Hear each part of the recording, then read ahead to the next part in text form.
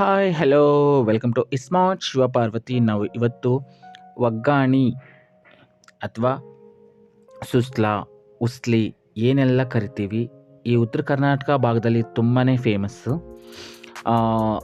Evening ಸ್ನ್ಯಾಕ್ಸ್ಗಿರ್ಬೋದು, ಬೆಳಗ್ಗೆ ಟಿಫನ್ಗಿರ್ಬೋದು, ಅಥವಾ ಒಂದೇ ರೀತಿ ಫುಡ್ ತಿಂದು ಬೇಜಾರಾದಾಗ ಯಾವಾಗ ಬೇಕಾದ್ರೂ ಮಾಡ್ಕೋಬೋದು. ಈಸಿಯಾಗೇ ಇದೆ, ತುಂಬಾ ಟೇಸ್ಟಿಯಾಗಿರುತ್ತೆ.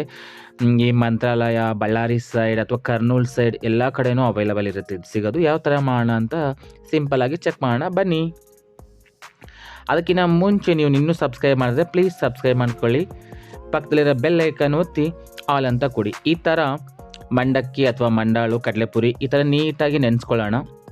ನಾವು ಅವಲಕ್ಕಿ ಅದರಲ್ಲೇ ನೆನೆಸ್ಕೊಳ್ಳೋದು ಬೇಡ, ಸ್ವಲ್ಪ ಅದಕ್ಕಿಂತ ಸ್ವಲ್ಪ ಸ್ಮೂತ್ ಇರಲಿ.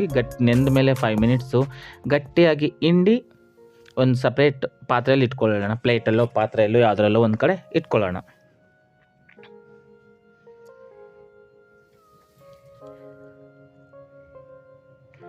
ಇದನ್ನು ಯಾವ ಥರ ಮಾಡೋದು ಅಂತ ಚೆಕ್ ಮಾಡೋಣ ಬನ್ನಿ. ನೋಡಿ, ಬಾಣಲೆ ಇಟ್ಕೊಂಡು ಒಂದು 3 ಟೇಬಲ್ ಸ್ಪೂನ್ ಆಯಿಲ್ ಹಾಕ್ಕೊಳ್ಳೋಣ. ಸಾಸಿವೆ, ಜೀರಿಗೆ ಹಾಕ್ಕೊಳ್ಳೋಣ ಒಗ್ಗರಣೆಗೆ. ತುಂಬಾ ಟೇಸ್ಟಿಯಾಗಿರುತ್ತೆ. ಒಂದು ಸರಿ ಚೆಕ್ ಮಾಡಿ, ನೀವು ಮಾಡಿ ಕಮೆಂಟ್ ಮಾಡಿ. ಹಸಿಮೆಣಸಿನ್ಕಾಯಿ ಚಿಕ್ಕದಾಗಿ ಕಟ್ ಮಾಡಿ ಹಾಕ್ಕೊಂಡಿದ್ದೀವಿ. ಕರಿಬೇವು,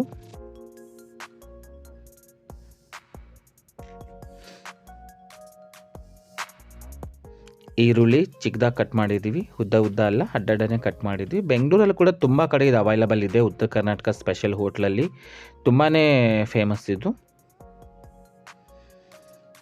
ಅಂದರೆ ಈ ಹದ ಏನಂತೀವಿ, ಆ ಟೇಸ್ಟ್ ಹದದಲ್ಲೇ ಕೊಡೋದು.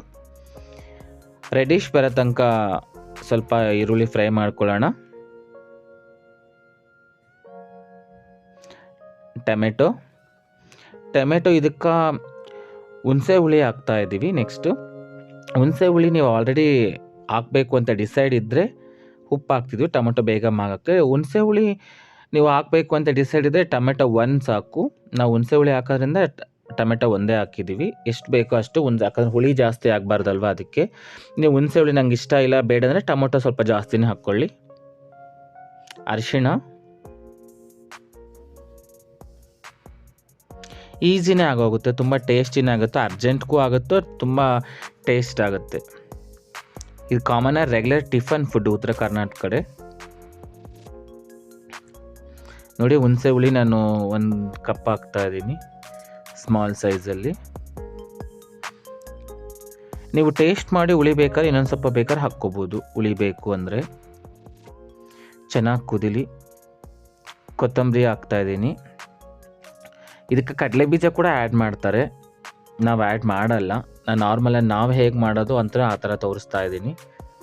ನೀಟಾಗಿ ಕುದೀತಾ ಇದೆ.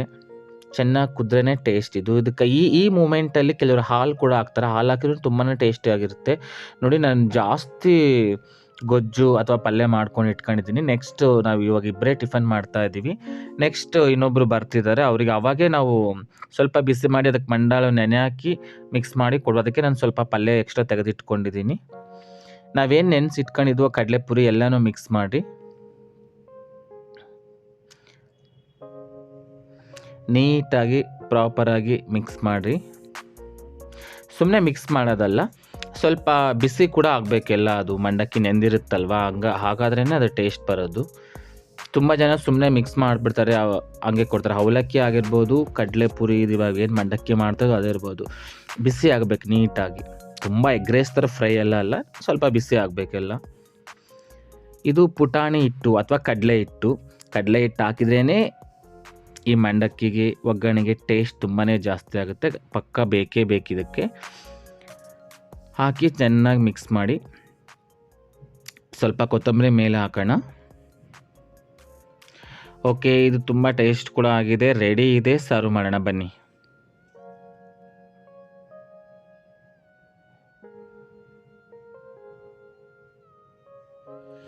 ವಾವ್, ವೆರಿ ಸೂಪರಾಗಿ ಬಂದಿದೆ.